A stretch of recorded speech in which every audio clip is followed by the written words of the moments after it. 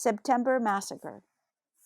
After the leaders had been deported to Argentina, the workers, and especially the Trotskyists, organized a sort of underground union. Isaac Camacho was at the head of it, as Secretary General. From inside the mine, he directed the union movement. The people from the government were looking for him because they discovered that he led the clandestine union. One day on September 18, 1965, Camacho came out to meet with the people at the door of the union building, and that's where they arrested him. And in order to get him, they had to arrest a lot of others, and they also killed some students, some women, several people. There was a confrontation because the people tried to defend him. That was on a Saturday. Camacho disappeared. On Sunday, they buried the dead, and on Monday, the workers went down into the mines. The workers from the clandestine union said to the miners, "Look at what happened. We can't let things go on in this way." The workers reacted because it wasn't fair that the army could just kill so many people like that, and they decided to organize a protest demonstration. And they also armed themselves. They took dynamite out of the company's storeroom. But the army had found out about everything and had already installed the soldiers with their submachine guns and heavy weapons at the mine entrance, which was so thickly surrounded that the miners couldn't get out. The army cut off all lines of communication. The microphones, the telephones, everything was cut. We women wanted to let the miners know what was going on, to tell them not to go out, that the soldiers were waiting out there in order to wipe them out at the mine entrance, to tell them that there were weapons all over the place. We were dying to communicate with the mine interior, but we couldn't. We were afraid, and we thought, in a little while the miners are going to come out, and the soldiers are going to open fire on them with their guns. Fortunately, the workers realized what was going on. I don't know how they found out about everything. So they came out from the other side through the Cerro Azul entrance on the opposite side of Siglo XX. And from that side, they took the army guys by surprise. There was a confrontation where the workers really defended themselves with a lot of courage because the only thing they had was dynamite, while the soldiers had really modern weapons. But when we thought that we had the situation under control and things were quieting down, the worst part began. The army came in planes to machine gun us.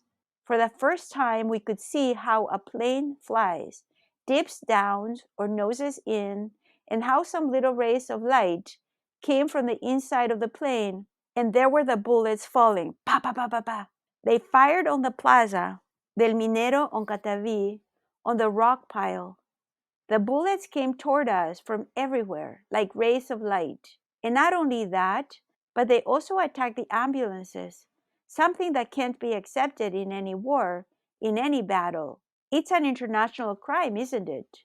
There were many dead, and there were so many wounded that they didn't fit into the Cataví hospital. That year, I was just beginning as Secretary General of the Housewives Committee, and I was just another citizen who didn't understand enough about the situation. I wasn't very up to date, but I did see the massacre, and I had seen how, for example, they put agents of the Ministry of the Interior into the ambulances, disguised as stretcher bearers who went to pick up the wounded. But they were there with their cameras, snapping pictures of the people running around taking care of the casualties. And it turns out that when the massacre took place, they began to use the photos to pick people up. They'd shown them to the agents in Siglo XX and would ask, "Where does so-and-so live?" And they begin to look for him. They also took all the young people whose pictures they'd taken out into the school playground, and all of them were taken to prison. It was a terrible haul-in, terrible. It was atrocious. Zacarias Plaza did all that. He was in charge of the occupation of the mining camps. Zacarias Plaza was a military man who had gotten lots and lots of money and lots of medals for having massacred so many workers in siglo XX.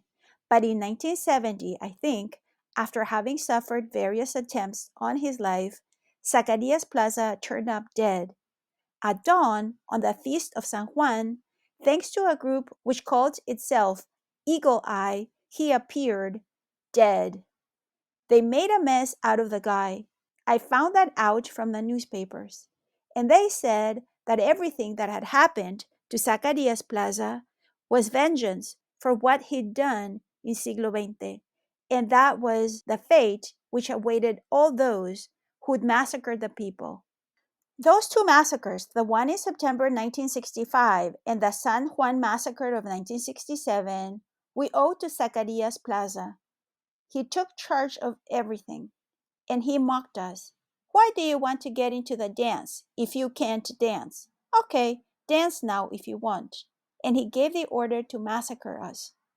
Well, the army, triumphant, entered the mines because we didn't have weapons or anything to defend ourselves with, and they began a house-to-house search and took in all the men. The army spent their time communicating among themselves over the radio. Quote, now we're in the north, in the south. Now we're doing a general mop-up of these Reds, these cowards, these bastards. Unquote. And so on and so forth. Yes, all of us were Reds as far as they were concerned. Some very sad things began to happen. In Cataví, for example, the following happened. In one house, the husband had gone traveling because he was on vacation. With all the ruckus, all the shots and fighting, the wife had hidden her children under the bed, as was the custom here. There's a belief that when there's shooting, the children should always be put under the beds and wrapped up in mattresses so that the bullets won't get to them. The bullet just gets tangled up in the wool and doesn't reach the children, and so it doesn't wound them. So in that house, that's how they did it. They put the kids under the bed, and when the soldiers knocked on the door, the mother didn't want to open. So they began to bang on it, and then they went in. The kids were crying, and the soldier said, there's someone under the bed. Come out before I count to 3. But the kids were afraid and didn't come out. And the soldiers counted 1, 2, 3, and the mother shouted, but it's only my children, please.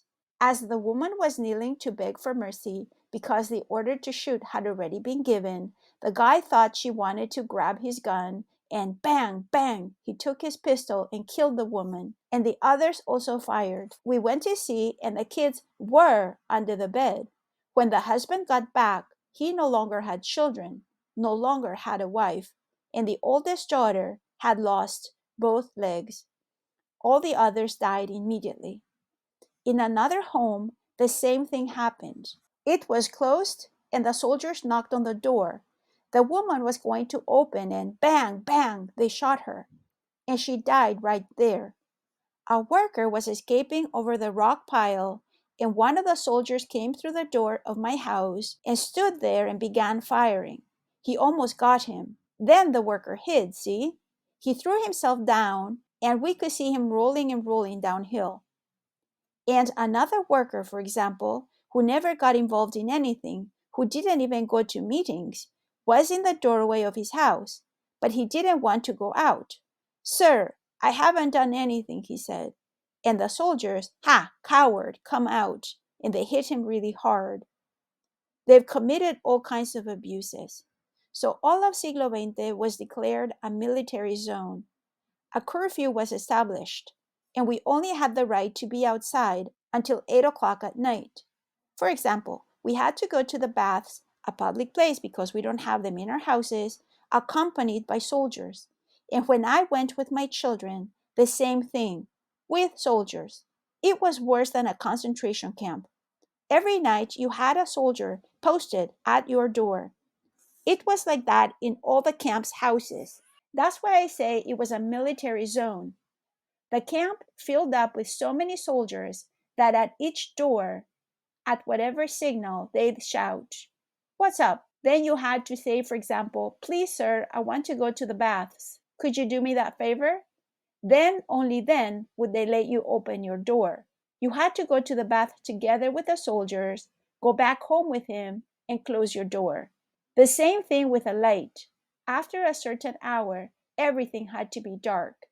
And if it wasn't, they shot in the air, or a soldier would shout, "That light ought to be out by now. Why is it on?" That's why I say it was worse for us than in a concentration camp in those days at Siglo XX. Some days after the massacre, the Manchego regiment from Santa Cruz arrived. Since they're people from western Bolivia and they don't know the highlands, they've been told, "Let's go to Cochabamba."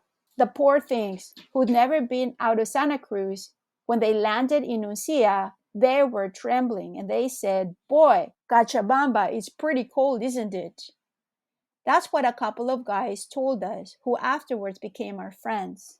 When they got here, they were told, "Well, you're in Siglo XX, you're in the red village of Bolivia. Only communists live here. Here you can't trust anyone. You mustn't talk to anyone, not even the kids, because those kids know how to use dynamite. And if they do, you're the ones who'll be blown to bits. It'll be so bad we won't even be able to pick you up with teaspoons." That's how they frightened them. That same morning, they brought them to begin the cleanup operation. They went into every house in the camp. They looked into everything. They broke everything. They even pried up the floorboards and checked out every single thing. "You got weapons? You got dynamite? Communist propaganda? Political propaganda?" What didn't they do and what didn't they ask? And that's how they carried out their cleanup. We couldn't do anything, not even take out a package, without them opening it first. Because according to them, we were all armed. That morning, I was coming from the grocery store and a soldier stopped me. "Let's see, senora, let's see. Halt! What have you got there?" And he searched through everything. After seeing that all I had was food for dinner, "Okay, you can go." It was like that with all of them. Well, it turns out that at dinner time, the top brass went to eat, and the soldier boys were left alone in front of our doors as far as they'd gotten with their cleanup operation at that point. And since they hadn't even had breakfast, the poor boys were hungry. Aren't people funny? Sometimes the soldiers kill them. They fill them full of bullets. Blood is flowing all around them. The shooting ends, and the women come out with their bread and give some to the soldier boys. That really made me angry and furious. And I'd say to them, "But how can you? How can you practically say, 'Thanks for having come to kill us like dogs'?" And they'd answer, "But no, senora, these are our sons. They're like our sons. It's the ones at the top who give the orders, senora. It's not these boys' fault. And the day after tomorrow, maybe the same thing's going to happen to my son when he's drafted. He'll be sent to kill people. How can we not give them a piece of bread?" Everyone reacted like that. And after a while, I understood them. How wise my people are, really. Why this madness to kill everyone? What terrible men. What bad men. How can they do this to my people? You know, once a woman recognized one of the soldiers, who was her nephew, and she went to hug him and offered him food, but the boy didn't want to take it. And he told his aunt that they've told them at Siglo XX the inhabitants would try to poison them. He was really scared, and that's how they all were.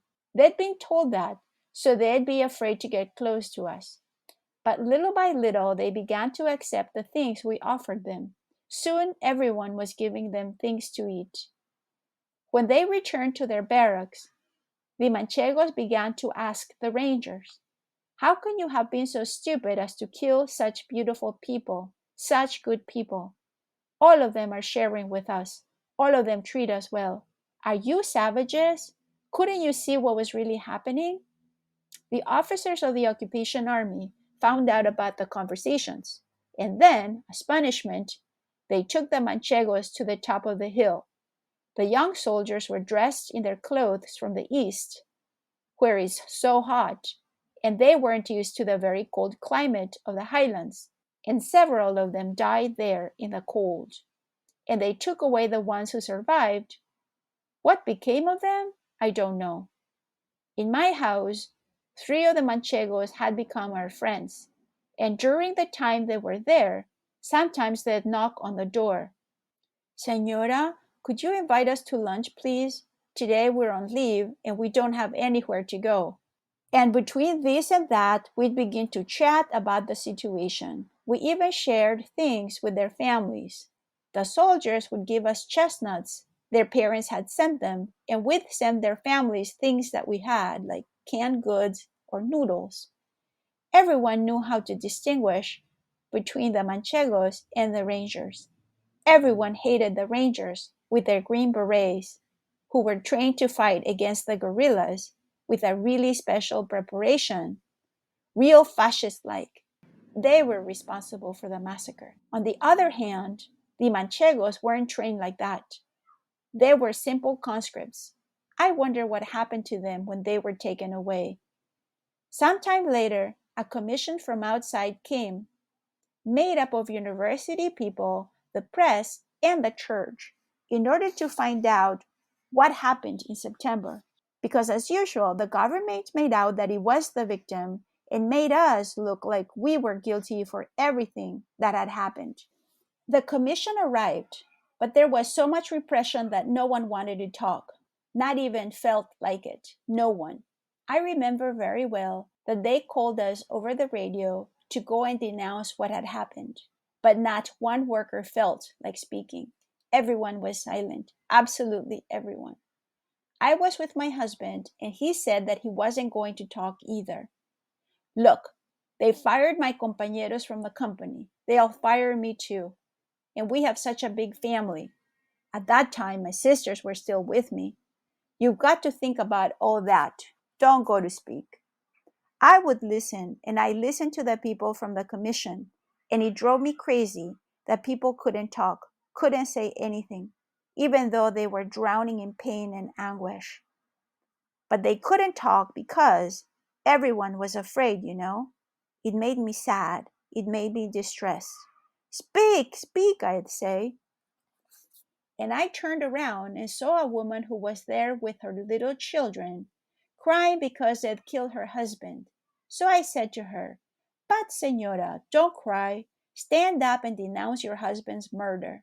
The woman looked hard at me and said, "But, Senora, well, you're our president, so you go on and speak. You're a housewife, so go on and speak." That was enough to make me begin to think about my role as a leader. It's true that I'm a leader. I'm also part of this. And I'm asking that others speak, and I'm not doing anything.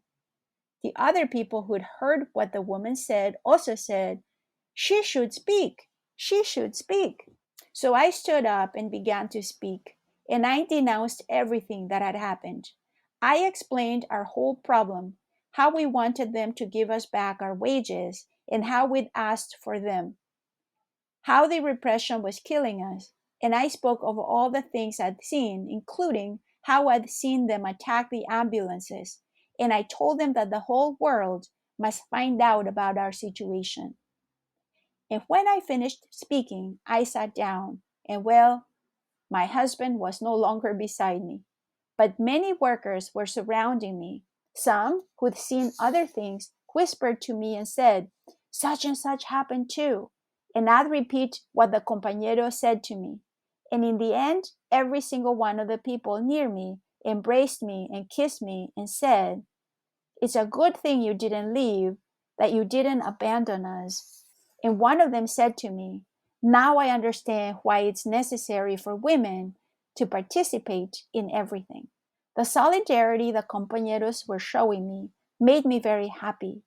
Because I had spoken for them, and it was for the press, the radio, for many commissions that had come from La Paz, from Cochabamba, from Oruro, and from abroad. And that time, in spite of everything I said, nothing happened to me or to my husband. And it turns out that all the villages supported us and sent help to the widows. Even the army brought food and distributed it, like some kind of bad joke. It's the kind of thing that really, really hurts. But that's how it happened. The army distributed food after massacring us. And the worst thing is that the people live so miserably that many of them, especially from the non mining population, lined up and fought for the food. It was humiliating and painful to see such a thing. I'll always remember it. They'd killed so many people, and now they were coming to shut us up with a piece of bread, a can of sardines. It wasn't fair, was it? How beautiful it would have been to refuse all that, and, even if we had to die of hunger, not accept anything. But unfortunately, it didn't happen that way. It was pretty painful to see those lines of people shoving one another, fighting to get a little rice, a little can of milk. In 1970, there was a Congress of Mine Workers in Siglo XX. General Obando was already in power.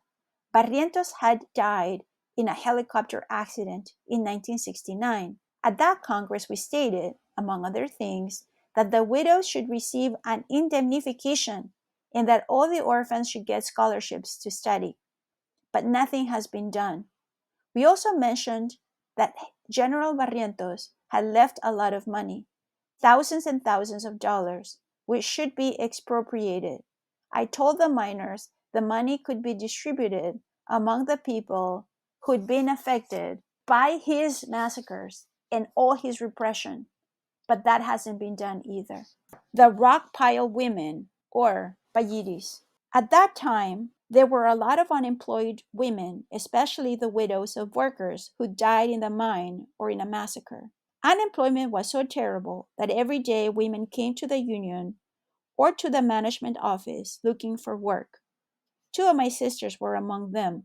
They had to go every day, and every day they came back without an answer.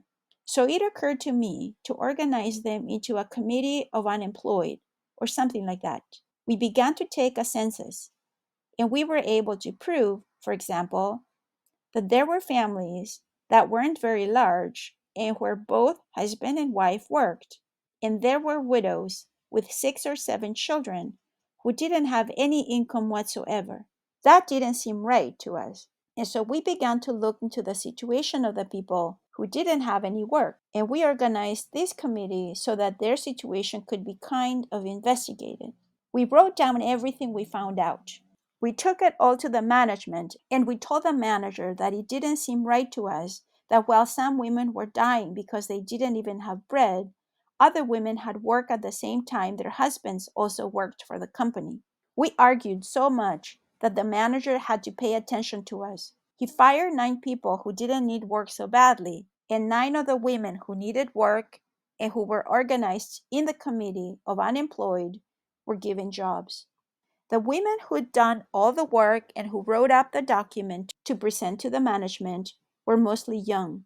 But look at what happens because there aren't enough jobs. Right after they found out about this, some of the widows met and asked the sections where their husbands had worked to support them, and the section sent letters to the manager saying that the women who most needed the jobs were the widows.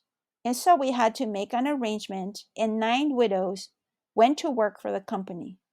The young women were pretty let down, but we couldn't go against the workers' decisions. When people saw that 9 widows went to work, our original list of 40 people grew rapidly to more than 200. There were lots and lots of women who came to us daily, who never got tired of showing up at my house saying, "Señora, I'm also a widow." They'd cry and tell me what they and their children had to live through. With all the work that my husband did in the company, with everything that's been sacrificed, this is how we live, and so on and so forth. It was a terrible mess. They'd come and tell me all kinds of problems. It really made you feel terribly sad. I'd write down every single thing, and we went on like that, looking for solutions. We continued going to see the manager to ask how the situation was. The manager said he was going to try to fix the thing up some way or another, that maybe we would form some cooperatives. One day, really at their wits' end, the girls started crying and said They were willing to work at anything. So much walking, and they hadn't gotten anywhere. They couldn't take it anymore, and so they went to the manager's office and said to him, "Señor, if you don't do something about our situation, we're going to go on a hunger strike. It doesn't matter if we die, because in any case, we can't go on like this any longer." So he said, "You willing to work at anything?" "Yes, at anything," they answered. "Okay, we have a plan. Why don't you come back tomorrow? Then we'll talk it over with you."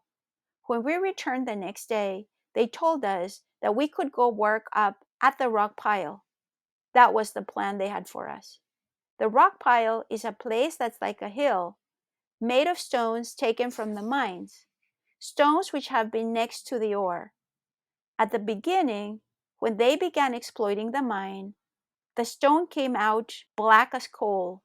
It was a very high-grade ore.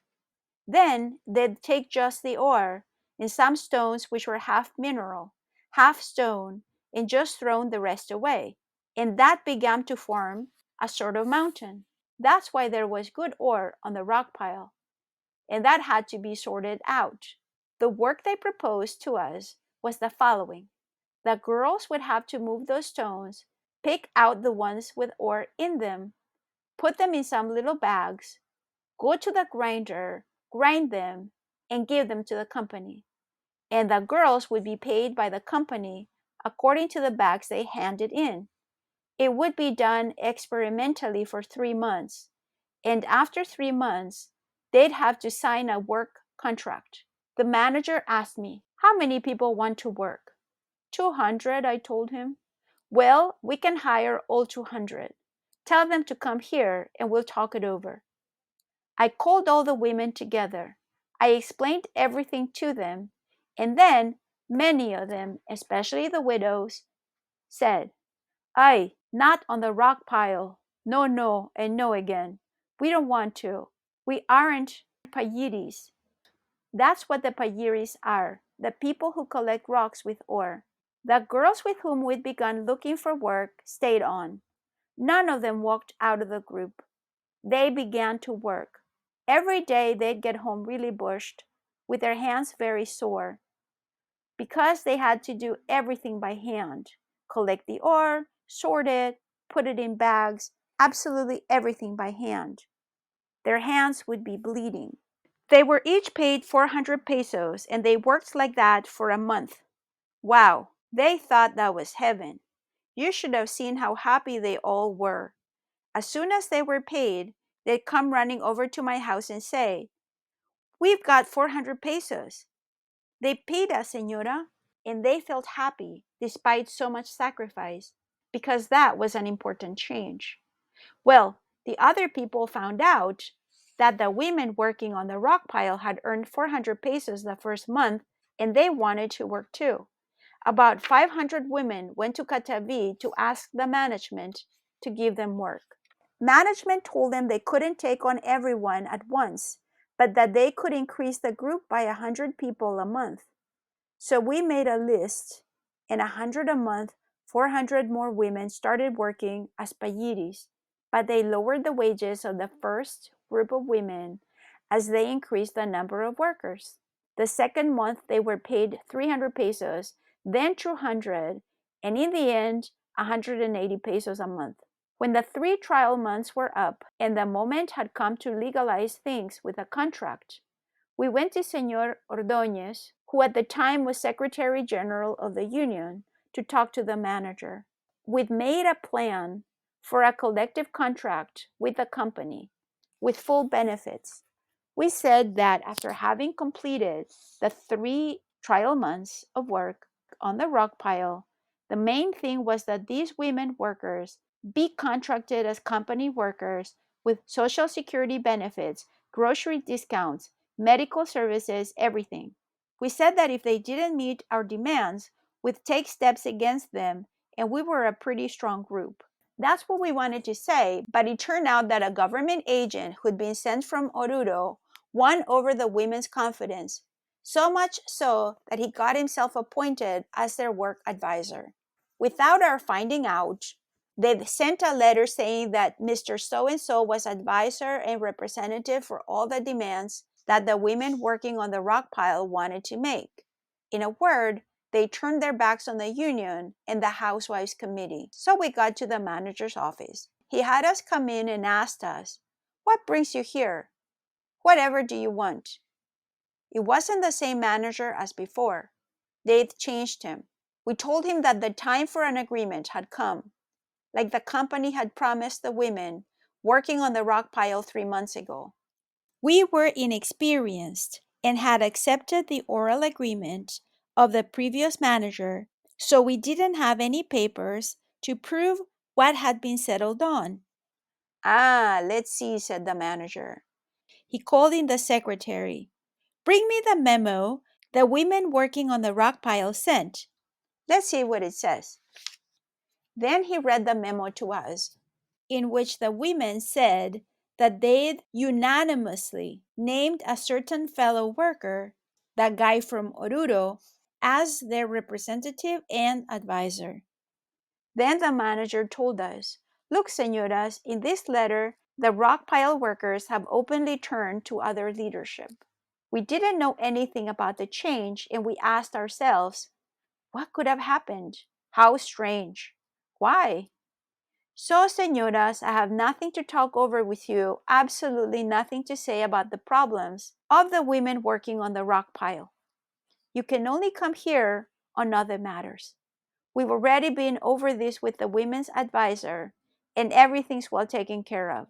That shut us up like a bomb. We felt very upset and asked ourselves, what could have happened? And the manager said, "Why are you so surprised? If that's what the women decided, it means that you must have done something wrong. You can't fool around with people that way." When my sister came home, I asked her, "Why did you do all that without telling us? What happened?" "I don't know anything about it. They didn't tell us anything," answered my sister. So she went to tell the other workers. The worst part is that in the agreement, which was signed by the group and the advisor, there was absolutely nothing that helped the workers out. Nothing. They continued slaving away as always. Federico Escobar had been freed by then, and he had returned to siglo XX. But he wasn't in charge of anything because worker control was outlawed. Worker control had been created by law in 1953 by the MNR when the mines were nationalized, so that the company's activities could be controlled. How much tin was taken out, how much profits were taken in, how they were distributed, how marketing contracts were made, or the grocery store's contracts, and so on. It meant that the mines were in the hands of the people because worker control functioned through a freely elected representative. The bosses of the mining company, however, had a lot of problems with Federico Escobar, an honest man who never sold out. So they decided to outlaw worker control. That was in 1965. Afterward, we got it back again. For several years, we struggled to establish worker control again because it arose as a law. In other words, what one hand had given, the other took away, see? Well, I went to speak to Federico and he said, "Look, these women workers should have gotten a contract by now or signed a document or something. What can we do? They're really suffering terribly and the company's lying to them. They earn very little and work much too hard. At the beginning, they paid them well, but now they earn too little. Besides, they don't have grocery store rates, they don't have benefits, they don't have anything. Their children need to get educated and they can't send them to the company school. They also need medical care. Recently, for example, there was an accident. One of the women fell down because they'd dug a hole and she smashed her hip and couldn't get medical attention. I told him all that, and little by little, we pressured in the right places. Through Escobar, they got some things. For example, they got the right to the grocery store, and their children could go to the company school. That way, we got a few small concessions. But time was slipping by, and that wasn't the solution we'd proposed at the beginning. If we'd stayed united, I think we'd have gotten much more. The Payiris worked like that for 6 years. There were more internal splits, and a pretty large group began to be led by two activists who used the compañeras politically. They took them away in trucks when there were demonstrations, so that it looked like they were supporting Barrientos. A small group stayed independent. In 1970, when General Torres took power and it was said that it would be a democratic government, we thought, we've got to take advantage of the moment. So I told my sister, who also worked on the rock pile, do something so that after 6 years, things don't just stay the same. According to the law, after 3 months, part-time workers have the right to become regular workers. I wanted that to be presented as a proposal. My sister began talking with the women. They also went to the church to ask the priests for help. The church published some pamphlets that sort of told the group's story and showed how the women worked in really humiliating and difficult conditions. And the women working on the rock pile got organized and asked to be recognized as regular company workers with all the fringe benefits. But another commission of the same women workers held a meeting with Comibol, and Comibol made them agree to be paid off and fired. The majority of the women agreed. Only a minority struggled to keep their jobs and improve working conditions. But what the majority says, the minority does, and that's how it had to be. Juan Lechin was at the Workers' Assembly. I stood up and said, it's not fair for the women working on the rock pile to be laid off like that. And if there's a majority who wants to leave, let them leave. But the women who want to continue working should be able to stay on. What we want is for their living and working conditions to improve, not for them to be laid off. Because where are the compañeras going to work? They don't have any other place to work. Besides, they don't have any savings. And the meager severance pay they're going to give them, what good will it do? Many of them have debts. Many are sick. Are they going to sleep in the street, sick and in debt? They won't have money or work. How will they live? As workers, you can't allow this to happen. We have to support them. Then, many of the women who worked on the rock pile asked me what I had to do with all that. They said that they were workers, not housewives. Well, the point is that the Housewives Committee had organized them, and we were within our rights to do that, because we have our Declaration of Principles where it says, for example, that we should fight for good conditions for the widows. So as an obligation to the widows, the idea of organizing them to get work had been born. At that time, I was the organization secretary in the committee, and that's why this job was given to me, and I did everything I could to do it well. That's how it was, see? The small group that wanted to go on working asked for my help. So we went to La Paz to discuss the problem with Comibol, and we managed to get something from them. Comibol agreed to open a sewing cooperative. The government was going to donate the sewing machines, but since none of the women knew how to sew, we agreed that they be paid 3 months' wages so that they could learn with teachers. And we also agreed that afterward, the company would employ the women, giving them work for the company itself. At least, we tried to get something for the workers. And the co-op exists to this day, but it's a very small group. Another thing we got for the women rock pile workers had to do with severance pay. Those who agreed to leave were going to get a total of 800 pesos. But according to the law, and with the help of the union and compañero Lechin, we got them to agree to give them the other benefits that people leaving the company are entitled to. In that way, the women got about 2,000 pesos, more or less. We were able to help them with that too. I thought like a real leader, so in spite of all the opposition, I had no reason to feel bad, nor to say, They've done bad things to me, so I'm not going to get involved anymore. I knew that people behaved like that out of ignorance, because they didn't understand labor laws. The whole problem of the women rock pile workers made me think a lot about that both men and women should begin to understand labor laws so we can organize our demands. The majority of us don't know what rights we have, what laws protect us, what decrees are in our favor. And that's why we're even afraid to ask for things that are state obligations or that the boss must give to the workers. For example, I know several cases of mine workers and widows of workers who lost their benefits because they didn't know how and when to ask for things. They're careless. They don't know about the law. And that's why they're even tricked by the welfare service. In the Housewives Committee, we still have a long way to go in terms of knowing about all that. But you can't ask the compañeras for more than they can give. Everything here is so different. And we have to work hard just to survive. And we have so many problems to solve that we still haven't been able to organize ourselves to study all these really important things more carefully.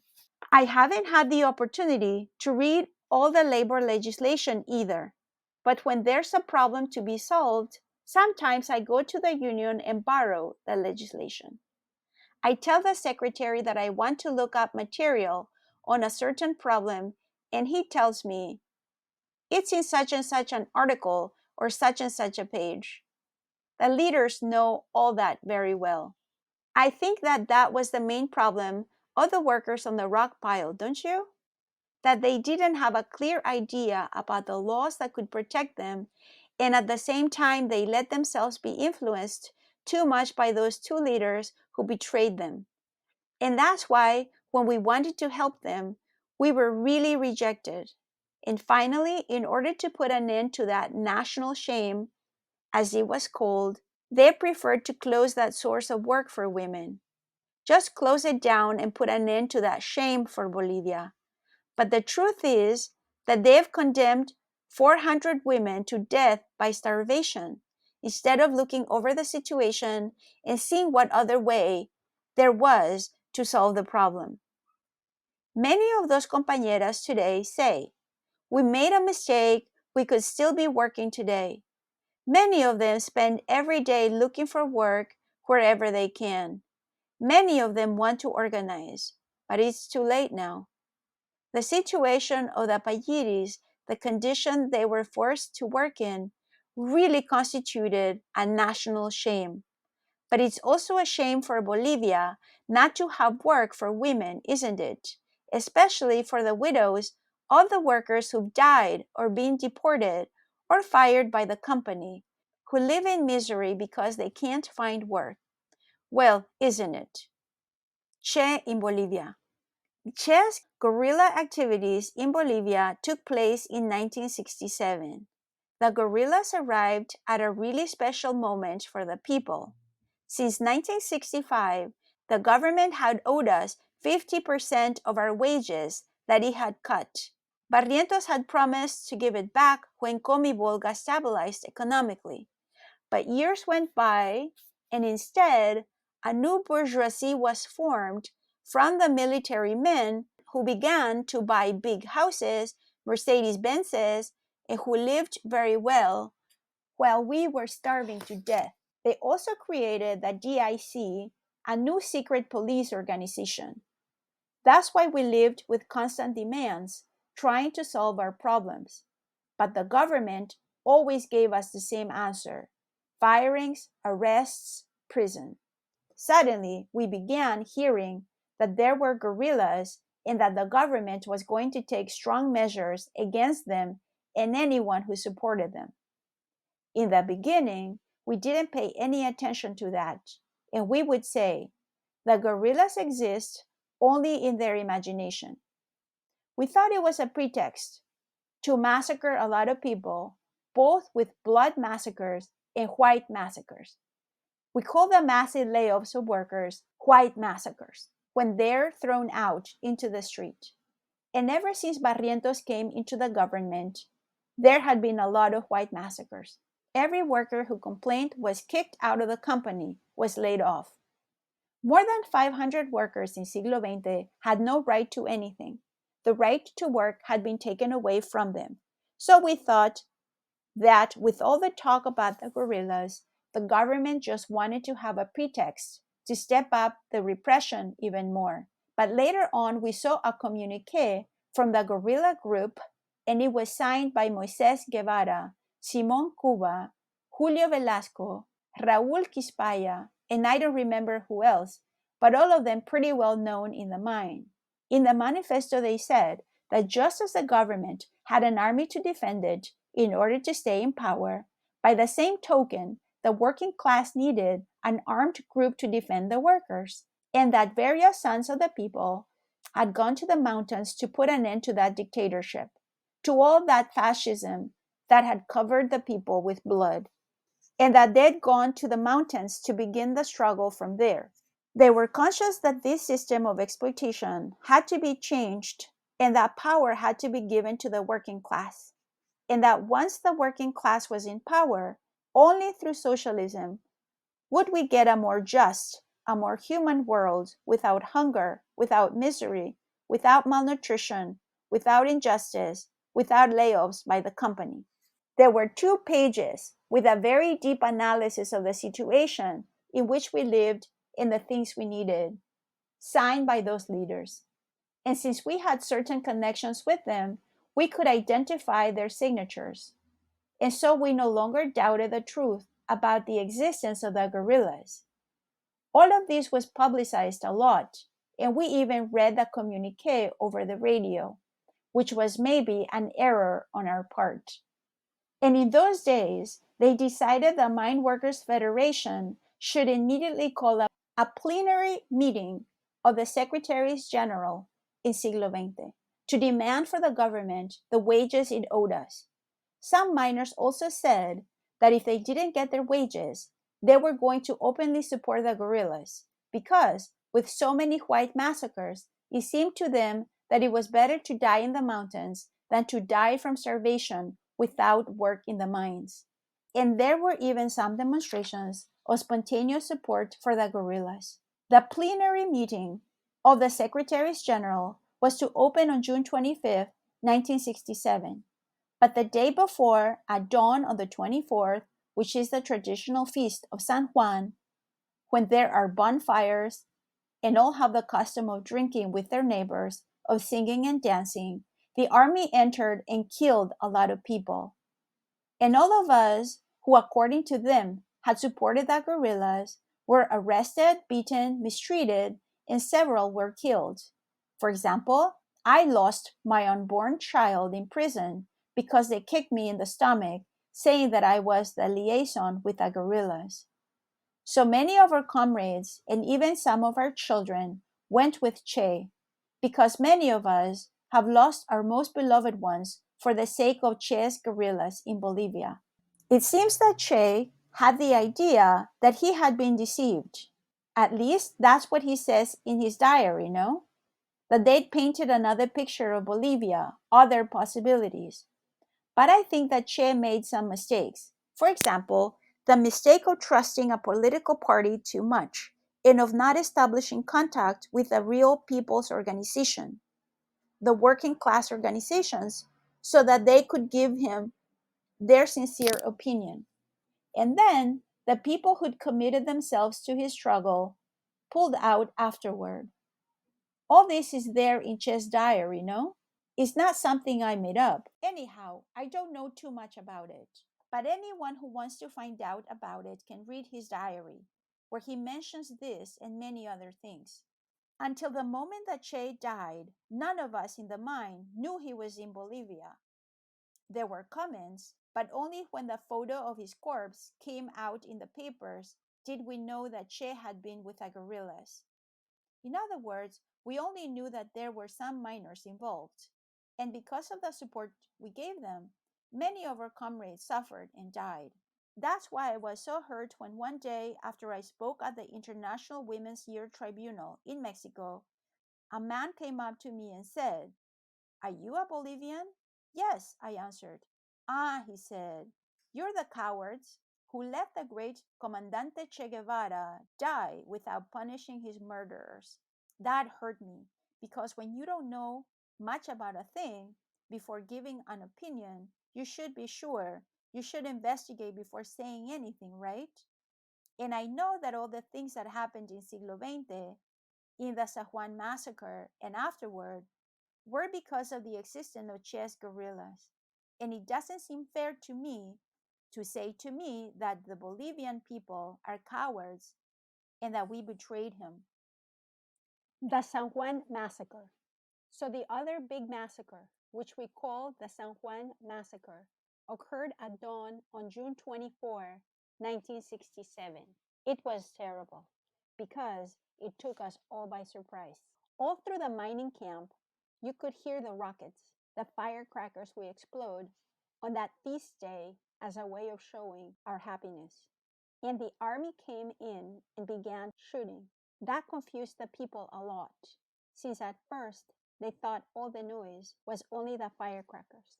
The army had planned everything. People dressed as civilians arrived. They came in freight cars to the Cancañiri station. They got off.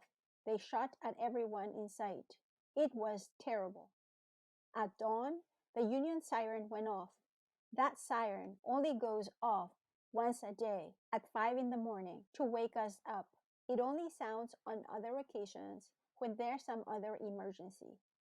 It's really, really loud. They say it used to be a ship's siren.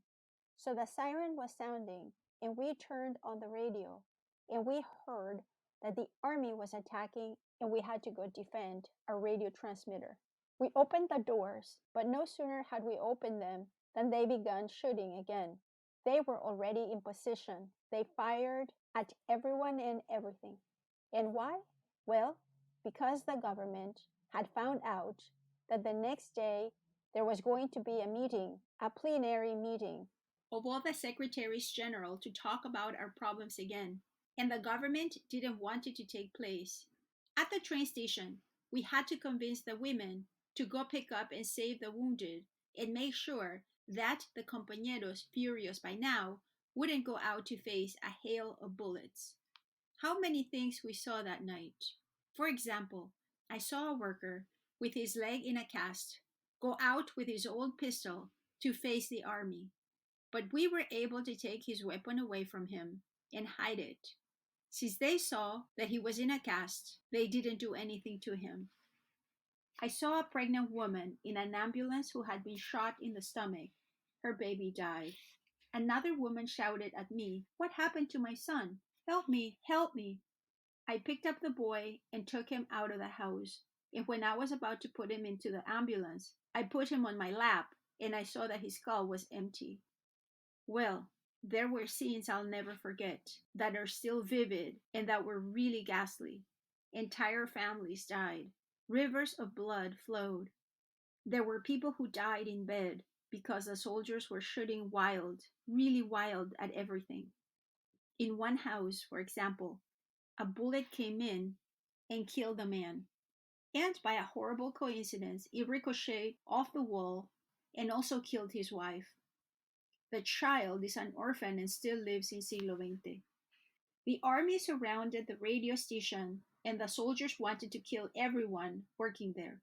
The leader, Rosendo Garcia Maisman, came out of his house to defend the transmitter. His compañera wanted to stop him, but he said that his duty came first. When he got to the radio station, they'd already wounded the commentator in the leg.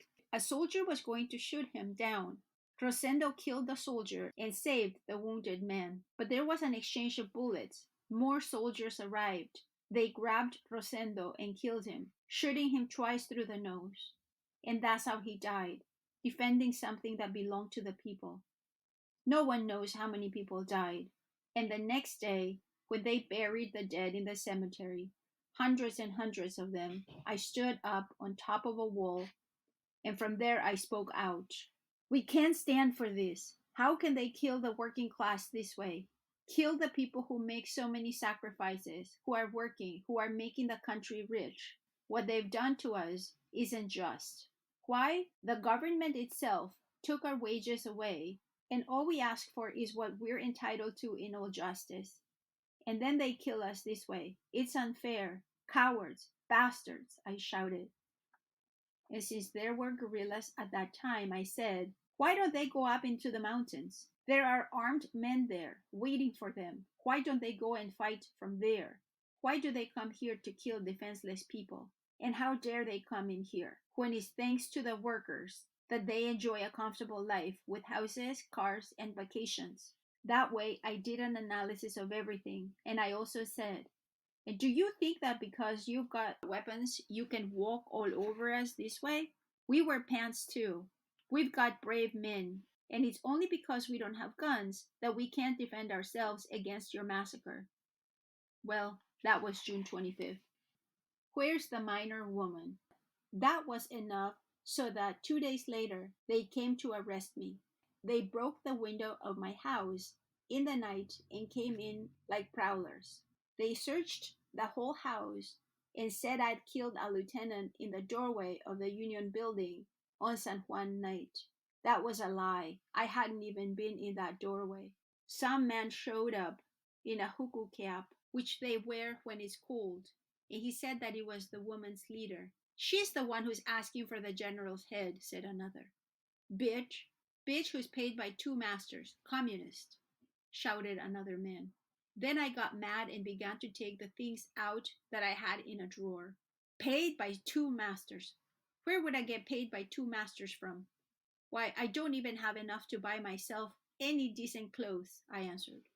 They pushed me. My baby daughter, Alicia, woke up. They threw her in the air, and I was able to catch her. Everything that I had of value, papers, the committee documents, they tied up in a sheet, and they dragged me out.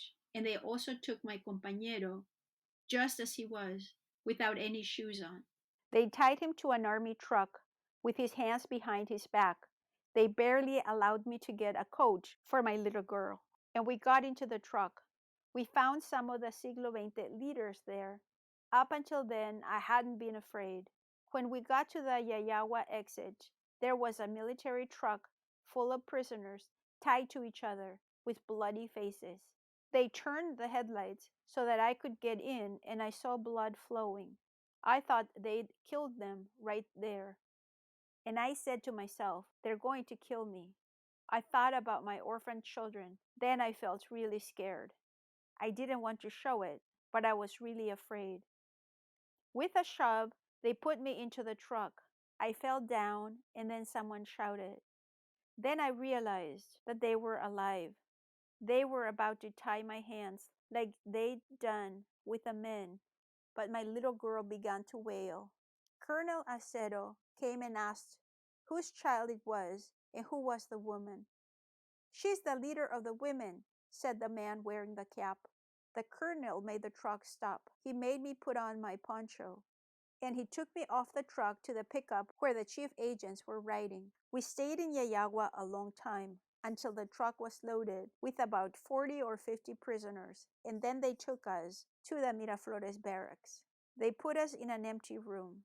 They told us that from that moment on, we were political prisoners, that we were forbidden to do anything, and that if we tried to escape, they would shoot us for trying to escape. Then they left. The prisoners were all tied up. I put my little girl on a table in the room and began to untie the men. It was difficult. They were tied so tight, but finally I was able to do it. The next day we left there and they took us to the Uncia landing strip to fly us by plane to La Paz. But the weather was bad and the plane didn't arrive. We waited a long time on the landing strip. Meanwhile, the compañeras had mobilized a demonstration and were coming from Siglo XX to Uncia. The agents telephoned the barracks saying that they were approaching, that they were there. When they announced that the women had passed the police checkpoint at Miraflores, they made us go back immediately. At the barracks, there was another vehicle ready to take us out by another route. They put me in the front with my little girl as a kind of shield, and an agent was beside me with his gun pointed at me. They drove out behind the barracks to take us to Oruro, so that from there they could take us to La Paz. I could see the people running with banners and they ran toward the barracks, but they couldn't see us. On the way to Oruro, the vehicle broke down. Then they made me get down and sit on the ground. The soldiers stood around with their submachine guns covered with blankets, so it didn't look as if they were armed. And they told us, be very careful. We're aiming at the child and her mother. And if anyone tries anything, calls for help, or tries to escape, we'll shoot, starting with the child and then the mother. We stayed that way for several hours until they'd fixed the truck. Lots of trucks went by, lots, and they didn't realize anything was going on because the men in the truck were covered with a tarpaulin. When we reached Oruro, I found Nabor, a schoolmate of mine who was there as a government agent and was coming to pick us up. My little girl was very hungry and was crying. One of the agents gave me 5 pesos so I could buy her something to eat. I went up to Nabor and asked him to help me, but he said, "What do you think? What makes you think I'll help you?" And he wouldn't help me. I couldn't believe it, but he wouldn't help me. We reached La Paz. My little girl was dying from the cold. She was 2 years old, and everyone said, "What? The little girl too? It's not her fault." Some of them, the more sensitive ones, began crying. So then I tried to calm them, saying that my daughter would never forget what happened, and that it was good for her to be toughened and realize about injustice from her earliest childhood. In La Paz, they put us next to the government palace, where the DIC is. They put the men downstairs, and that was the last time I saw my husband. They left me outside. My little girl began crying from hunger. She screamed. How she screamed. An agent approached me and asked, "Why is that baby crying?" "She's hungry," I said. "Well, give her your breast." "What do you mean? She doesn't get the breast anymore. She's 2 years old." A little while later, he came back with a little jar of coffee and a sandwich. "Take this," he said, "and don't say I gave it to you. It could cost me my job." We slept. It was very cold. In the morning, I got up and asked them to let me go to the bathroom. I wanted to see my compañeros. I went down to the floor where they'd put them and didn't see anyone. When I was passing through a patio, I saw a tall man. I looked around everywhere, and without meaning to, I bumped into him. He insulted me. He almost spat in my face. I thought he was an agent. Later, when I was coming out of the bathroom, a dark-skinned man recognized me. Then I asked about my compañeros, and he told me. At 4 in the morning, they took them to Puerto Rico. Puerto Rico is a very unhealthy, deserted island in the state of Pando. They pushed me on, and I left. And then I got a big surprise. Everyone there was a prisoner. They gave me things to eat. I gathered them up in my poncho, and there were oranges, apples, everything. And they said to me, "Courage, compañera, you're not alone. Our cause is great." It was like a narrow little street full of people. I got to the door and bumped into the man who'd insulted me, and he said, "Forgive me. I didn't know you were a prisoner. Forgive me." He looked through his pockets and gave me all he had, cigarettes. I left. They searched me all over and took everything away from me. I protested, but they didn't give it back, even though the food was for my child. I went back to the cell. At the rear, there was a young woman. I didn't trust her, thinking she was an agent. At 3 in the afternoon, they called me for my statement. During the interrogation, they shouted at me to make me cry. "Helping the guerrillas, eh? You'll see." They insulted me horribly. I couldn't stand anymore. I was afraid. My little girl was crying, and I tried to calm her down. I said to the soldier, trying to appear calm, "What are you talking about? I don't know anything." "No, sir, I don't know anything." He got furious and began yelling, "This one's pulling our leg. Take her away before I kill her." I didn't eat a thing all that day. The young woman who was in the cell gave my daughter a sandwich. They took me the next day and asked me the same things all over again. They took pictures of me. They covered my eyes and took me to a building with an elevator. They put me in a room, and the first thing I saw when they uncovered my eyes was the United States flag, and on the other side, the Bolivian flag, in a framed picture with two hands that said, Alliance for Progress. The room was all painted blue. You couldn't make out the door or anything. The desk was full of rubber stamps. I sat down. They showed me a photograph of my father and began saying that I was poor and that most likely it was out of necessity that I'd gotten involved. And the lieutenant said, These foreigners are looking out for you because the Bolivian government wants to take drastic steps against you, and they're going to help you if you help us. So that way you'll save your child and your husband and also yourself. But since in Siglo XX there was already talk of the CIA, and since in the movies I'd seen how the intelligence service acts, I had some idea of what was going on. So then they began. We want to help you. Your children will go abroad to study. I asked them what they wanted. They told me they wanted to know who were the guerrilla liaison people, where there were arms, etc., etc. I told them, Who are you to ask me that? If I have union or political problems, well, that's for my government to deal with. And it seems to me that I should be asking you, Who are you? And what are you doing here? I'm a Bolivian citizen and not North American. They began speaking English. They rang the bell and they brought in a dossier. Then they said, It makes us happy that you're proud to be Bolivian. That's wonderful. And the foreigners you got involved with are bad. What are those people doing who've taught you to hate the gringos so much? We gringos do everything for you. Look at the school in Siglo XX in Uncia, school for the minors' children. And now look at this. Everything is from the Alliance for Progress. All of that is our work. And tell me, what's Cuba done for Bolivia or China? Have they built one single school? No. What they want is to make slaves out of you. I'm not going to answer a single question, I told them. The lieutenant laughed and said that I was just making things worse for myself. They took me out of there. The agents by now were only leading me by the arm, not pushing me. They blindfolded me again. They took me to the cell and they took the blindfold off. 2 hours later, the agents came in with blankets and food, being very attentive, and they said to me, Mr. Quintanilla sends you greetings for your pride in being Bolivian. Mr. Quintanilla was one of the heads of the DIC and a CIA agent. I didn't trust the food, and my little girl ate it all.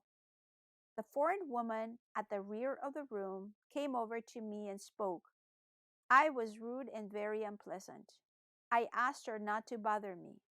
She laughed and understood my mistrust. She said she was from Brazil and that in Brazil she'd faced a death penalty and that her comrades had helped her escape to Uruguay and that she entered Bolivia clandestinely and they arrested her because of the guerrilla problem.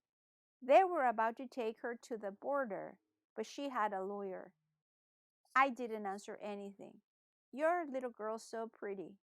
The agent was in front of us, and so very softly she said, You're not alone. The miners are on strike. Be calm. And she went on pretending until she left. The agents would come to frighten me. Then I'd say that I'd heard that's how they always treat women, that they even rape them. And now I'm seeing the proof, I said.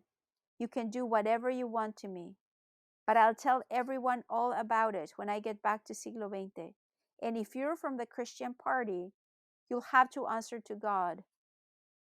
The popular Christian movement was Barrientos' official party. That's why I talked to them like that. But later, I was afraid of making the situation worse. I was incommunicado. I didn't have any news from the outside, not a word. Only what the lady lawyer told me whenever she came.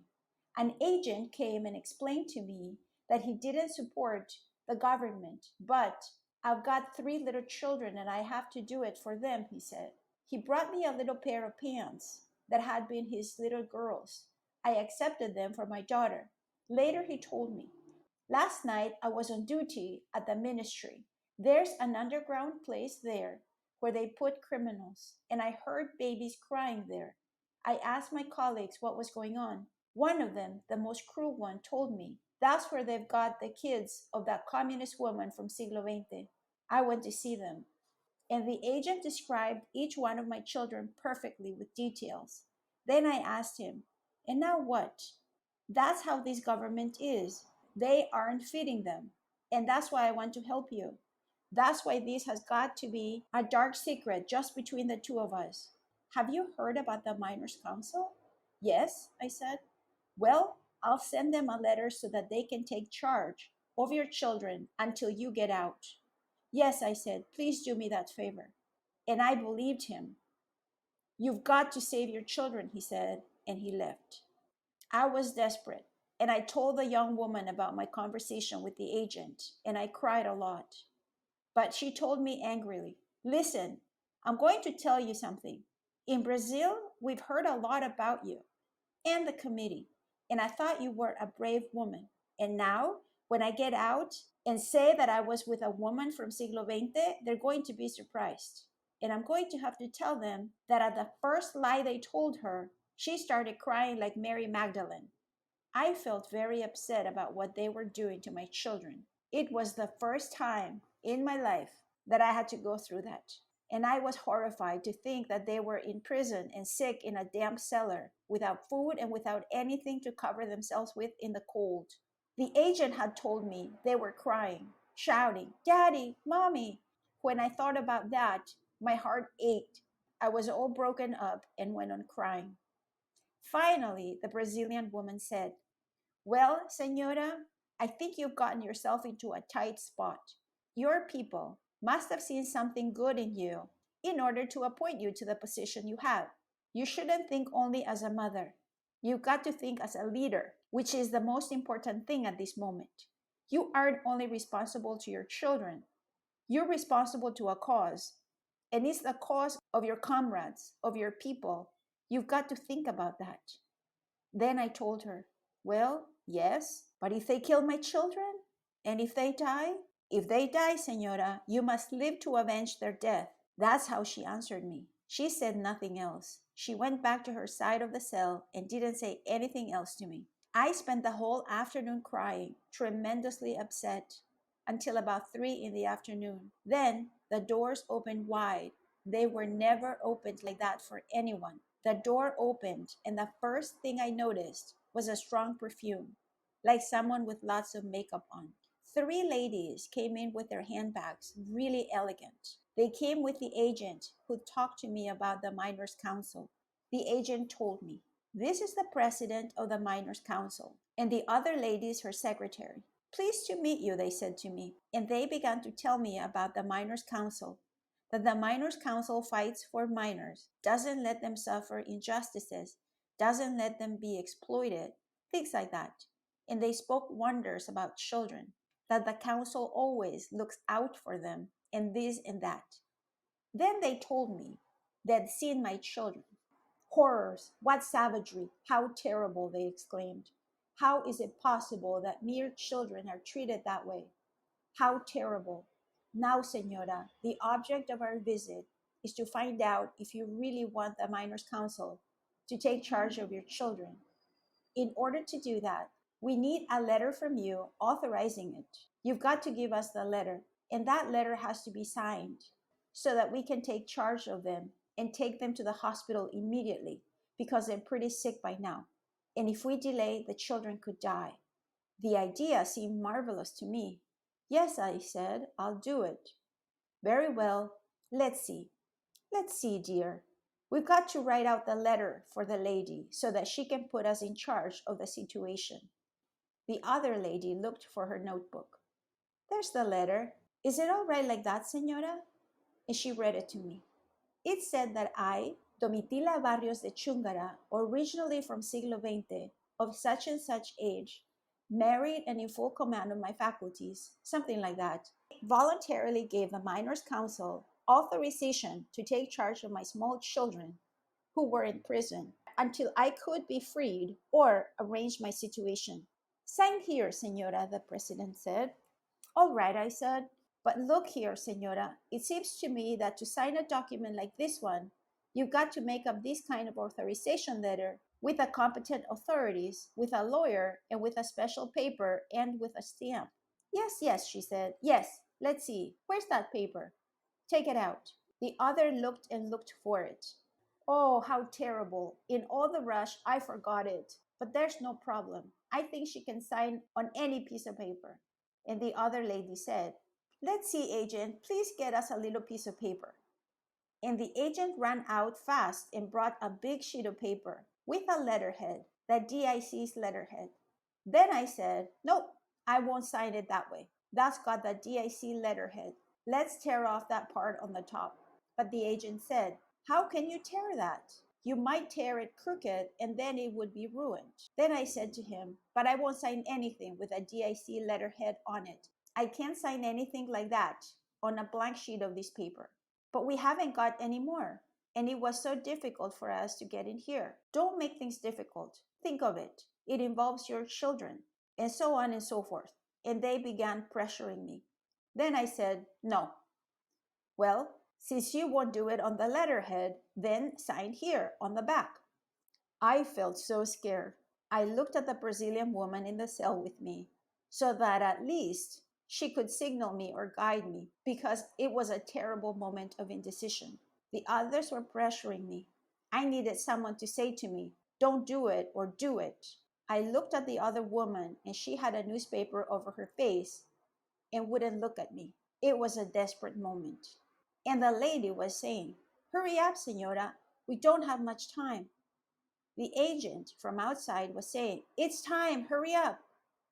To myself, I was saying, no, my God, what have I done? What have I done? In those days, I had very religious ideas. And very quickly, I analyzed the situation. Have I killed anyone? No. Others have killed, and I've denounced them because that goes against God's law. And so, if they kill my children now, they've got to pay for it with their conscience. Because if I sign a blank sheet of paper, how many innocent people will I be putting on the line? I'd better not sign. Look, senora, I said, my children are my property, not the state's. And so, if the state has now decided to murder my children in that underground room where you say they are, well then, let them murder them. I think that will weigh on their consciences because I won't be guilty of their crime. I, shouted one of them. I told you, that's what these heretics are like. That's what these communists are like. She said to me, look, all animals, lions, even wild beasts, defend their young with their lives. Listen, you savage. And they grabbed me, pulled at me, and pinched me. What kind of mother are you that you won't defend your own children? Ay, how horrible, how terrible. What a disgusting woman. And she left. The other one said, in any case, senora, I understand you're especially nervous right now. But if you want to change your mind, all you have to do is call me. And she gave me her card and she left too. Then the agent said to me, ay, senora, how can you do this to me? Now I really risked my job. How terrible. It's my fault for getting involved in things I shouldn't. You really deserve to be made mincemeat of here. But just remember this, your husband will hear about this. We're going to tell him you've sentenced your children to death. So don't hold your breath waiting to see your children again. You've killed them. I'm going to tell your husband about this right now. And he left. I said to myself, what have I done? What have I done? Have I killed my children? No, my God, no, no. And the Brazilian woman was standing there, and she embraced me. She embraced me and she hugged me tight. I cried a lot, and she said to me, Domitila, I couldn't have done what you did. Not even I. You've passed your trial by fire. I was thinking, how can such a great people be wrong about their leaders? And I see that the people were right to choose you, Domitila. And she was crying too. The two of us cried a lot, and she told me she was happy to be with me at that moment and that I should live to avenge the death of my children. But my children hadn't even been imprisoned. And from that day on, I declared myself on a hunger strike. I didn't eat anymore in order to avenge the death of my children. They'd bring plates of food to me, and I'd return them untouched. If you've killed my children, why should I go on living? Kill me too. Bring me poison, I'd say. Bring me poison. My children are dead, and now I'm going to die. Until one day, I'll always remember it. It was a Thursday. I was near the door the agents used to live by, and in the doorway, I heard the sound of a baby's laughter. Then I stretched up to peek. Through the glass in the door, I saw a lady sitting there, and I spoke to her. Senora, are you all alone? What a lovely little baby. I also have my baby here. Why are you here? Ah, she said to me, they stole my bicycle, my radio, everything. And now I've come here to get them. But they've already closed the office, so I'm just waiting here. They told me to wait here till 2 o'clock in the afternoon. And you, what did you steal? Why are you locked up? I didn't steal anything, senora. But, and your husband, where does he work? My husband's a factory worker. Ah, I said, look, compañera, I'm from siglo XX. They've locked me up here. I'm the wife of a mine worker. Well, there's got to be solidarity among the workers, no? Couldn't you take your husband a little note? I already had a little note written on a cigarette paper because my little daughter, who was with me, sometimes cried a lot, and then the agent would take her out in the sun. And my little daughter went from office to office, and from one of the offices she'd brought me a little cigarette paper. It was a new brand, just out, L&M, I think, and it had two wrappings, see? One white and the other silver. My little daughter had brought it along with an old ballpoint pen. So with a little piece of straw from a broom, I fixed the ballpoint pen.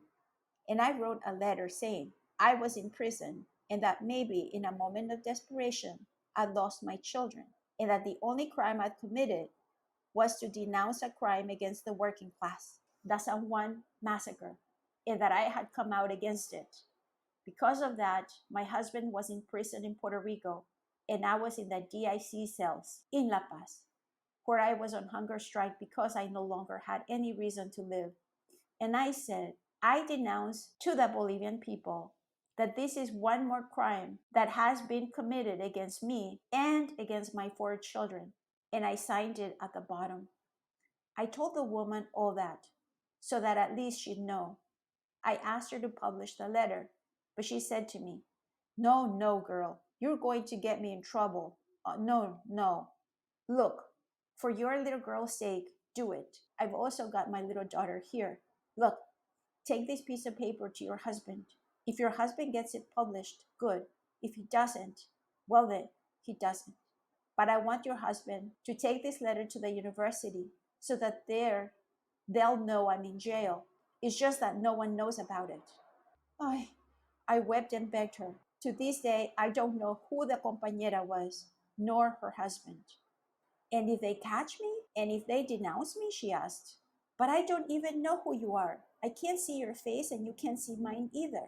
Who's going to know that you took it out for me? Do me this favor, compañera. It's almost time for the office to open. Okay, give it to me, she said. Hide it well. It's very tiny, I said. So reluctantly, she took it. But I think that compañera did give the paper to her husband and that he turned it over to the university. The thing is that everyone found out I was in jail. On Friday, early in the morning, the head of the DIC came in and kicking me, he said, who took that letter out? Who wrote that letter? He began really walloping me. I answered him, go ahead and find out. Investigate. That's your job, no? Your job is to find out, to investigate. I'm not your agent. Then he grabbed me by the hair and put me in another cell in a little room, and I was isolated there. And the door opened with an iron stick, but from the inside, see? And with that stick, the door was bolted. I wouldn't open for anything. My little girl was crying because she was hungry, but I wouldn't open the door for them. No hunger, no thirst, little daughter. We're going to die here. Outside, the agents begged me, Senora, don't be so cruel. At least give your baby something to eat. Don't let her cry. No, I said to them. Did you have pity on my other children? I won't have pity on my daughter either, because that way I'd be helping you. You should really thank me because I'm helping you finish your job. That's how they came and knocked on the door. They said they were going to break it down, but they couldn't because it was pretty solid. It was made of metal and was the only door to the room, and I had bolted it firmly from the inside. So I was locked up in there till Saturday. The agents came on Saturday afternoon and said, Look, senora, there's an order here to let you go. Ah, I can see it's another trick. I don't need my freedom anymore.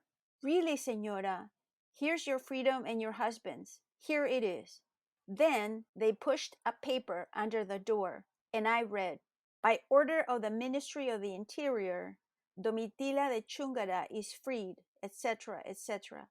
I couldn't believe it. At the same time, I wanted to believe it. Also, my little daughter was dying, and I said to myself, Your daughter's going to die. They hadn't cleared up if my other children's death was a lie or not. I thought of so many things. Finally, I said, What can I gain and what can I lose? At least there's the chance of saving my daughter. But at the same time, with great pain in my heart, I thought it could be a trap. I opened the door. The agents said to me, Go on, get dressed. Where are your things? What things would I have? I don't have anything. Okay, then, into the pickup. When they opened the door, I saw lots and lots of people, and a young man near the door was shouting, Where's the minor woman? Where is she? Murderers! The DIC guys can't get anywhere with the men. That's why they're taking children and women. And they began insulting them. Here she is! Here she is! She's being set free! Then the young man saw me and said, Senora, all the people are on your side. Here, take these. And he gave me a whole bunch of papers. I began to read one of them. It said that the Barrientos government was massacring the people and was massacring women. And below, we reproduced a letter which the compañera wrote from inside the prison. And there was my letter in lots of copies.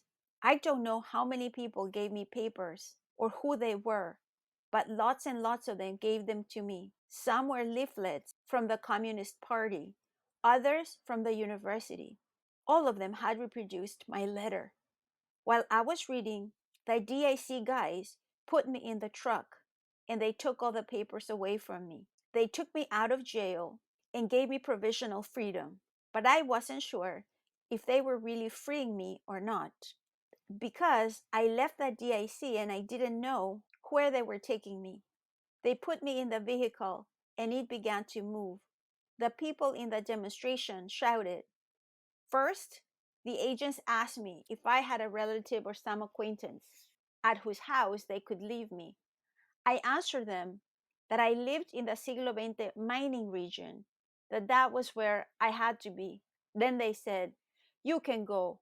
How am I going to travel? I asked. I didn't have any money.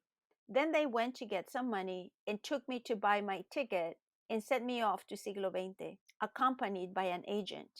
But before the vehicle left, they told me that in the investigations, they proved that the Lincoln Murillo Castro group was responsible for the San Juan Massacre, that group of young people had killed a bunch of lieutenants and young soldiers, and that it was all proved. They also told me that the workers believed all that and had asked for the heads of the main leaders, and that I was one of them, that the workers were waiting for us at Siglo XX in order to hang us. I was petrified. They told me lots of things. We reached Oruro after midnight. The passengers got off. There was no transportation to Siglo XX, so we had to sleep right there. They asked me if I knew anyone in Oruro. I told them I didn't, and I stayed on the bus. The agent went in the back and spread out his blanket and went to sleep. I stayed in my seat. After about an hour like that, a woman who'd also stayed on the bus got off. Then, when I saw that the agent didn't move, I got off too. Since all I had to carry was the baby, I slipped off to my father's house. I got to the house and knocked on the door. I was crying and crying. They put me in a chair. My daddy wasn't there. He'd gone to Siglo XX because he'd read in the papers that I'd been put in jail. My stepmother said, "Your name was in the papers. It said they'd arrested you. What's going to happen? It's a good thing you came." I rested there that day. In the afternoon, after eating, my stepmother said, "You'd better leave," because she didn't know anything about the kids. She thought they'd been lost, and the two of us cried. I told her that the miners wanted to hang us because they thought we were responsible for the San Juan killings. Very worried, I left Oruro. Of course, I began to doubt all the things they'd told me, but I was frightened when I left for Yayagua Siglo XX. I got there at about 5 in the afternoon. It was snowing a little. Fearfully, I got off the bus. I took a few steps, and I noticed that the village looked very calm. There were people talking, like always. A woman who had worked on the rock pile recognized me. "Ay, Domitila, you're back!" And she embraced me. Was I relieved? And I'd been expecting them to hang me, to beat me. The people around me realized I'd arrived, and in a little while, first one, then another had come up to me. "How are you? It's good to have you back with us. How did they treat you? Did they beat you? How was it?" Oof, I felt so relieved. They were also happy, and they said, "We're on strike. We haven't worked until now. We haven't worked for many days." In other words, since my arrest, they hadn't worked in support of all of us who were in prison. Just imagine. I felt so relieved. I congratulated myself for not having signed that paper. I was so happy. I was so confused that it didn't even occur to me to ask about my children or anything. But instead, I thought of all the things that had happened to me, about not having signed the paper and so on. Going up to Siglo XX, I asked, "And my children?" "Well, I saw them the other day," one of my compañeras told me, "and we went toward my house. A whole bunch of people went with me. More than 100 people were with me, and everyone who saw me would join the crowd. When we got to the corner of my street, some kids went running to tell my family, and I saw the door of my house open, and one by one, my children came out. You can imagine how it felt. What a relief to think that I had lost them, that they were there. I began crying with joy, jumping up and down and hugging them. Can you imagine that moment? It was great. It was like I'd come back to life. That moment was so beautiful that there wasn't anything but my kids, and shouting and kissing them and holding them close and feeling them against me. Alive. It was really something. There aren't any words to describe it. Then my daddy came out and we embraced. The neighbors came and we began to talk. I didn't have a minute's rest all night. One by one, the prisoners' wives came and asked for their husbands. I spent the whole night talking. No one left. And they told me about themselves, and I told them about myself. And then we'd tell each other over again, like that all night long. The sun rose and the house was still full of people. The workers told me that they'd called a union meeting and I should go. So I informed the workers about everything that had happened. I didn't leave out a single detail. I also told them that I was afraid and that the agent who was with me as far as Oruro had told me, "Look here, señora, you'd better not say that it was us who arrested you. If you want to save your husband, you've got to say that you came to the DIC voluntarily because you wanted to free your husband, and since you didn't have any place to stay, we put you up in the DIC offices. If you want to see your husband alive, you'd better say that, because if you don't, you'll be responsible for your children all alone." I told the workers that they had threatened me that way, but that it didn't matter because I had to tell the people, and there was no reason to lie, right? And it turns out that the workers protested. They decided to go back to work, but they also issued a manifesto. They asked for the freedom of the other prisoners because I was the only one they'd let out. And so the next day, there was a memo on the door saying that I had to leave the district within 24 hours. The memo they gave me was final. It was signed by the company manager and two other military men. They did the same thing with the other compañeras whose husbands were in jail. They gave them a memo giving them 24 hours to leave the district. There was also an internal decree for the company ordering the children who were in school to be given their grades and kicked out just like that in the middle of the school year. So there wouldn't be one single pretext for us to stay there, not even because of our children, not for anything. So everything was over.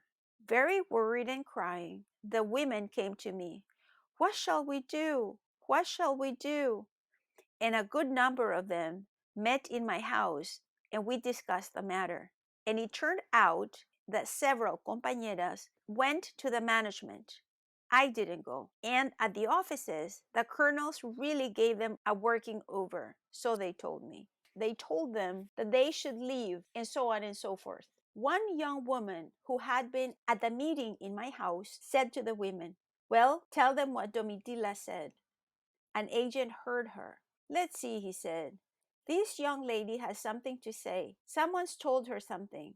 Someone's influenced her. What did your boss lady say?" And they pressured the girl. She was very scared. They called me there immediately, saying they wanted to discuss my husband's case.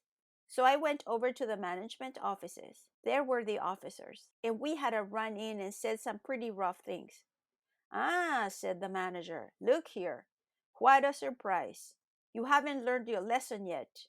Do you want another lesson?" He asked me what else I wanted, so I said, "Look, mister, the women were in my house and I gave my personal opinion. You arrested my husband and told me to leave my house. I won't be able to leave because, in the first place, I'm a married woman and my husband's left me there and I can't leave. If I leave home and my husband comes and doesn't find me there, he'll sue me for abandoning our home. So if my husband wants to go to Oruro and I go to Cochabamba, or if my husband wants to go to Santa Cruz and I go to La Paz, what will happen? So I can't make the decision alone. Another thing, there's the problem of his job and his severance pay. Do you think I know how much they have to give him? And how do I know if my husband will agree? They could even give me less, and my husband would think I spent some of it. So, from that point of view, also, I can't decide anything. If you want me to leave the house and go away, free my husband. I'll live with him. That's what I talked about with the women. Then they began to insult me. I also answered them with pretty hard words. And then, at one point, I said, "Well, since you don't want to free my husband, take me and my other children to jail. Take me to where my husband is now. Anyhow, my husband's sick. Take me and my children to him. There we'll live or die together. If not, will you take charge of my children, of feeding them, of their education?" Then, with dirty words, they answered me and asked if they had fathered my children. So I asked them, with even dirtier words, if they thought they were men enough to do that. The women who were there got frightened and they shouted at me, "Ay, señora, how can you use such words? You're condemning our husband, your own husband. Well, if you want to, you can lower yourselves. Lick the colonel's boots. I won't, not me. Why should he insult me? No and no again," I shouted, and I left. I was sure they were going to shoot me in the back or make me return. Now they'll arrest me. Now, right now, I said to myself. But I continued a good distance. I turned around and nothing happened to me. It was really surprising. That same day, they went to get my husband. About 7 days after I returned to Siglo XX, they brought him back. And then the boss said to him, "Look, it's your wife's fault. We're firing you from the company because you're a sissy. You know who's wearing the pants in your family. Now you'll learn to control your wife." First of all, your wife's been in jail, and instead of shutting up, she is worse than ever now. She's still making trouble. She's still getting everyone all riled up. That's why we're firing you. Not because of you, but because of your wife. In the second place, what do you want with a political wife? Go ahead, give her up. And then I'll give you your job back. A woman like that isn't any good for anything. Imagine tomorrow, if you work really hard, you'll build a little house. Who doesn't dream about a little house? Or you can even buy one. But since your wife's political, the day after tomorrow, the government will take it away. So your house isn't yours anymore. Why should you always be messed up by a woman like that? Now that you're fired, you haven't got anyone who'll support you. Well, let's see if that woman learns her lesson. That woman's too much. She doesn't even seem like a woman. And right away, they gave my husband his severance pay. Then I said to him, I'm not leaving. And we really had it out. But one night, the agents came and forced their way into the house. They came in like devils. Slam, bang, and they began throwing all our things onto an army truck. And they made us get in the truck. My children didn't want to leave. They got down. They took things off the truck, and the agents would put them back on again. It was a terrible scene. The soldiers had been very firm, standing at each door, and they wouldn't let the people behind them get through, so they couldn't do anything for us. And the neighbors cried and shouted, Why are you taking the senora? She never did anything. She's always been a good neighbor. The agents went on loading our things. My daughter, the oldest, grabbed onto the door. She didn't want to leave, and she said, I don't want to go. I don't want to go. The agents pulled at her, and she resisted and bit their hands. And they made my son get on the truck in the dark, and my son would get down again, unloading the things. Finally, I said loudly to my children, The owners are throwing us out. We're poor, and poor people get thrown out like that. The house isn't ours. Haven't you realized that it's the company's house, and the company lends it as long as your father can work? Now they don't need anyone's services. And that's how the bosses throw us out, daughter. Unfortunately, because the army helps them in these things. That's why when you're in the army, you'll never do that against your people. We're people who've got their dignity. They're throwing us out. We don't need to beg or stay here any longer. I sat down in the truck. Okay, Maria, come on up, I called. So then my children, one by one, got into the truck, crying and crying, and the truck left. I made myself strong and I said to my children, Why are you crying? And I swallowed my tears watching my children cry. In our own country, thrown out of our own village, where would we go? We'd been born there. We'd been raised there. We'd lived there. They say that the land is for those who work it. That land in the mine that our fathers have worked was the only thing we had to live from. And yet, they'd thrown us off it. We were foreigners in our own country. They took us to Oruro. There in a plaza, they threw us off with all our things and they left. We didn't have any place to go, not a single house where we could take the things. We were thrown out into the street without anything we could even fix a meal with. There wasn't much choice. I went to look for my father. He was very poor too. He lived in a little house with 2 rooms, and so he gave us one of them so we could leave our few belongings. Fabiola, my second little girl, was in grammar school and had stayed in Siglo XX. The teacher said that the parents could be devils, but that the children couldn't be denied an education, which was the most important thing. She said that she had sworn to teach all children without discrimination and that she wasn't going to accept the management's order. Senora, she said to me, if you don't have anyone to leave your daughter with, leave her with me. She'll stay in my house. She'll finish the school year. Let me know where you'll be so that at the end of the year, I can take her to you. And my little girl stayed with the teacher, but my other children couldn't go on studying. and they cried day and night, remembering Siglo XX, the house, the food, and other things. Then I decided to go back to Siglo XX. That was at the end of July. At 7 at night, I left with the kids and went to my sister's house. She worked on the rock pile and had a little house. I was there almost locked in with all my kids. I left almost all the money with my compañero who remained in Oruro because I knew that if they caught me, they'd take everything I had. I only took 500 pesos to spend on food. We lived like that for almost 2 months. I had a big belly, expecting another child. My husband said, I'm going to work. I'll look for work. But unfortunately, they'd put him on the blacklist, and so no one could give him work anymore. It was an order from the Ministry of the Interior, so he began drinking and spending all of the severance money. I didn't know about any of this. On September 15, my father came and told me, Daughter, your husband spends all this time on binges. Why did you give him all the money? He's spending it like water. I've told him, but he says, that's my job now.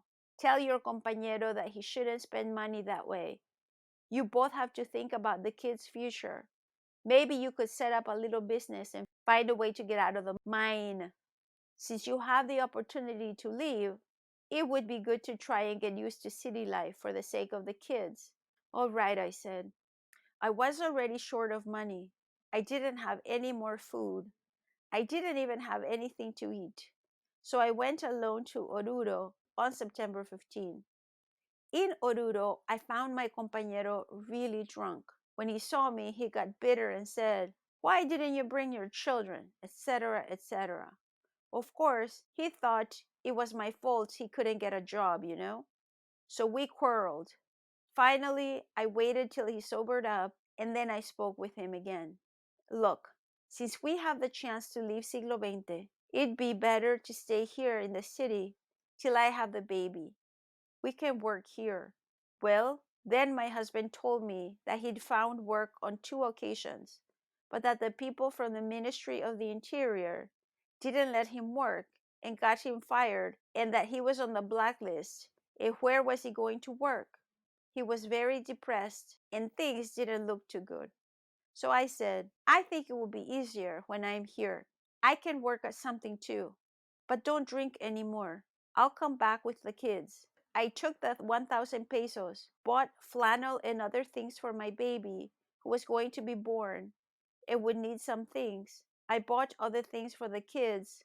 I had to have shoes for all of them. The little money left over I gave to my father to keep, and I went back to Siglo XX.